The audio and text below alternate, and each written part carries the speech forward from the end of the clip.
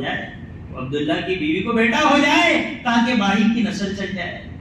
تو اب اس عمل کی وجہ سے, بخاری جلد ثانی میں حدیث موجود ہے, کسی نے اس کو خواب میں دیکھا تو وہ تو تھا پریشانی ہی کی حالت میں, اس لیے کہ کفر پر موت ہوئی ہے, لیکن کا پیر کے دن کچھ دیا جاتا ہے.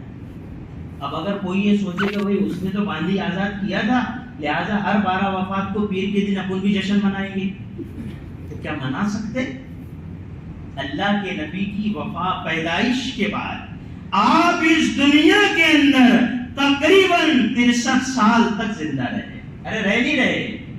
آپ کے چہیتے صحابہ ابو بکر صدیق خلیفہ بنے, آپ کے چہیتے صحابی عمر بن خطاب خلیفہ بنے, کسی نے جشن نہیں منایا, اس لیے ہم نہیں منا سکتے. یہ بات اب ٹچ ہو گئی ہے تو خلاصہ کرنا ضروری تھا. تو ایمان ضروری ہے, لیکن اس میں یہ بھی بات ہے کہ بھائی یہ نبی کی خصوصیت ہے, اس لیے تخفیف ہوئی ہے. سب کے ساتھ تخفیف ہو یہ نہیں ہو سکتا. یہ پکی بات ہے کہ کافر کے اچھے عمل کا بدلہ اسے دنیا میں دیا جائے گا, آخرت میں کچھ نہیں دیا جائے گا, کیونکہ ایمان پاس میں نہیں ہے. اس کی مثال کیا ہے؟ اگر کوئی آدمی کاپی پر 1 لکھے اور پھر 0 لکھے تو کتنا بنے گا؟ ارے بولو نا. کاپی پر 1 لکھو پھر 0 تو 10, پھر 0 لگاؤ تو 100, پھر 0 لگاؤ تو 1000. جیسے جیسے 0 بڑھتے جائیں گے وہ عدد میں جان پیدا ہوتے جائے گی. لیکن کیا کرو, کاپی پر جو 1 لکھا تھا اس 1 کو ہٹا دو, ساری کاپی 0 سے بھر دو, کوئی عدد بنا. ایمان اس طرح ہے کہ اگر ایمان نہیں ہے تو یہ اگر 1 نہیں تو ان 0 کا کوئی اعتبار نہیں, 1 ہے تو 0 کا اعتبار ہے. ایمان نہیں, عمل کا کوئی اعتبار نہیں, ایمان ہے تو عمل کا اعتبار ہے. تو اس لیے ہمیں اس نعمت کی قدر کرنا چاہیے. لیکن ایمان لانے والوں سے یہ نہیں کہا کہ ایمان لاؤ تو تم پورے خسارے سے نکل گئے. بات ابھی مکمل نہیں ہوئی. ایمان لانے سے کچھ خسارے سے تم نکل گئے.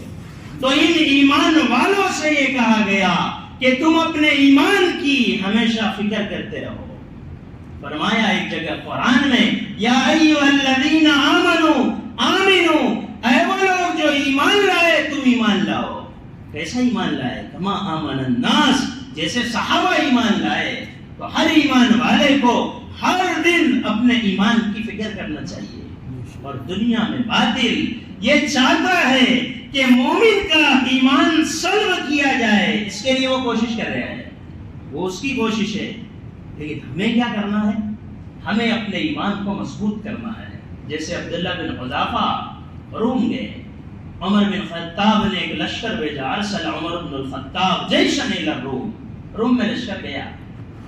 وہاں کا بادشاہ تھا طاغیہ, وہ اسلام کا دشمن تھا, اس نے سب کو قید کر دیا. اب یہ جماعت کے امیر تھے, حیات الصحابہ میں لکھا عربی میں, بلایا, کہا هل لك ان تنصر واشركك في ملكي وسلطاني, کیا تو یہ چاہتا ہے کہ میں تیری مدد کروں اور تجھے اپنی بادشاہت میں شریک کر لوں؟ کہ تو اس بات کو چاہتا ہے, لیکن شرط یہ ہے کہ تمہیں ایمان کو چھوڑنا پڑے گا اور عیسائیت کو قبول کرنا پڑے گا. اور تجھے پتا ہے کہ اس کے کرنے پر کیا دوں گا, کہ اس کے کرنے پر یہ ہوگا کہ اس علاقے کی جو حکومت میرے پاس ہے اس میں سے آدھی حکومت تجھے دے دوں گا. 1 ایکڑ کھیت نہیں, اسکول میں تمہاری بچی پڑھے اور عیسائیوں کی طرف سے سامان ملے, صرف سامان نہیں. اب ایمان والے سوچ بھی نہیں رہے کہ باطل کی طرف سے کوئی چیز مل رہی ہے, جو چیز جائز اور درست ہے حکومت کی طرف سے مل رہی ہے وہ ایک الگ چیز ہے. لیکن اگر باطل اس کو غلام کا نقاب پہنا رہا ہے اور اندر میں زہر ہے تو اس کی تحقیق ضروری ہے, اس کی تحقیق ضروری ہے. انہوں نے فرمایا تم مجھے آدھی حکومت دینا چاہتے ہو؟ کہاں, اس علاقے کی حسیناؤں میں سے جو تم چاہو لے لو, تم عرب کے نوجوان ہو اور یہاں روم کی خوبصورتی ہے. حضرت عبداللہ بن حذافہ کہنے لگے, لو آتیتنی جمیع ما تملک وجمیع ما ملکته اہل العرب الا نرجع عن دین محمد صلی اللہ تعالی علیہ وسلم لن ارجع ابدا. فرمایا اگر تو نے وہ بادشاہ جو تیرے ہاتھ میں ہے اور وہ بادشاہ جو سارے عرب کے پاس ہے, اگر وہ بھی تو نے مجھ اس کو دے دیا لن ارجیا عن دین محمد، محمد کے دین سے پھرنے والا نہیں۔ اس نے فرمایا اذن اقتلک، پھر تو میں تجھے قتل کر دوں گا، پھر میں تجھے کیا کر دوں گا؟ قتل۔ مومن دنیا میں جیتا نہیں جینے کے لیے، مومن تو دنیا میں جیتا ہے، ہم تو جیتے ہیں کہ دنیا میں تیرا نام رہے۔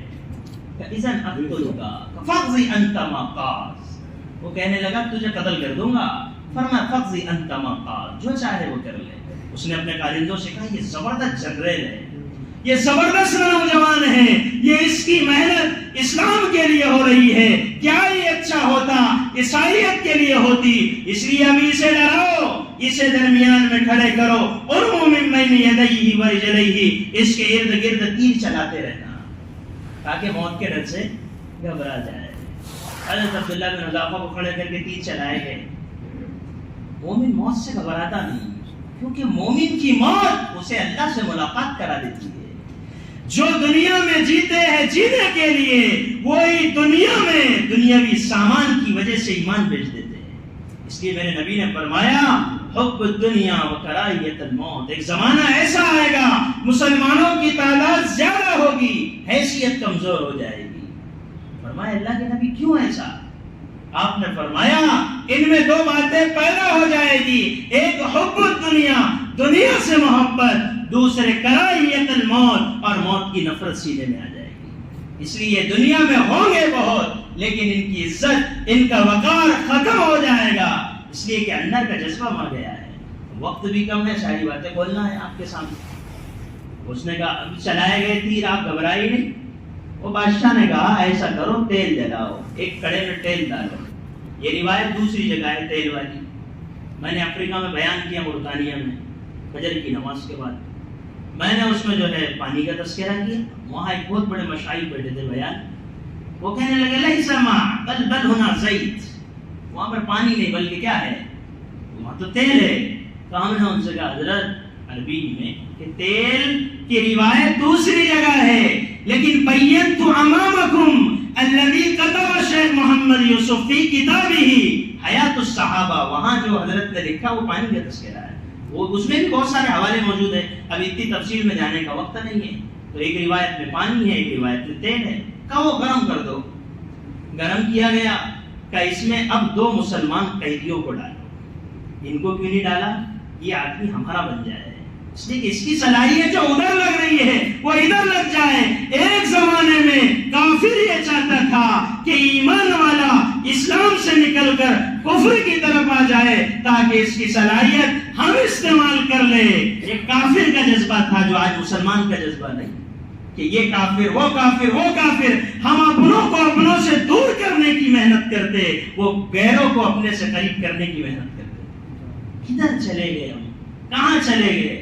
ایک مسلمان نمازی ہے، ہم سے دور کرنے کی کوشش کر رہے ہیں۔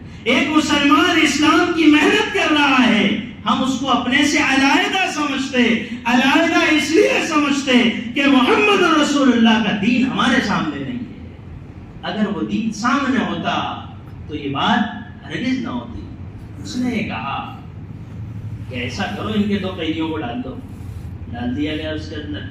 عبداللہ بن حذافہ نے فرمایا کہ جیسے ان کے ساتھ معاملہ کیا گیا ہے ویسے ہی اب تمہارے ساتھ بھی کیا جائے گا۔ عبداللہ بن حذافہ کہنے لگے ٹھیک ہے، جو آپ چاہے کر لو۔ اب انہیں لے جانے لگے تو یہ رونے لگے، تو اس نے وہ جو لے جانے والے تھے وہ یہ سمجھ گئے کہ موت کے ڈر سے گھبرا رہا ہے، وہ لے آئے بادشاہ کے پاس۔ وہ عیسائی تاغیہ کہنے لگا میں نے تو تمہیں کہا تھا کہ لو تمہیں جو ہے میں مملکت دے دیتا ہوں آدھی اپنی، لیکن آپ نے کہا لو آتیتنی جمیع ما تملک جمیع ما ملکت العرب، کہ اگر تم عرب کی بادشاہت بھی دے دو تو ایمان سے کر نہیں سکتا۔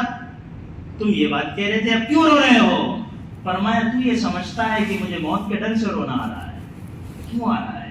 کہ میرے دل میں تمنا یہ ہے وَأَنَا أَشْتَهِي أَن يَكُونَ فِي جَسَدِهِ، کہ میرے جسم میں اتنی جانیں ہو جائے جتنے جسم میں بال ہے، تو ان جانوں کو تیرے جیسے ظالم کے سامنے ایک ایک جان کو قربان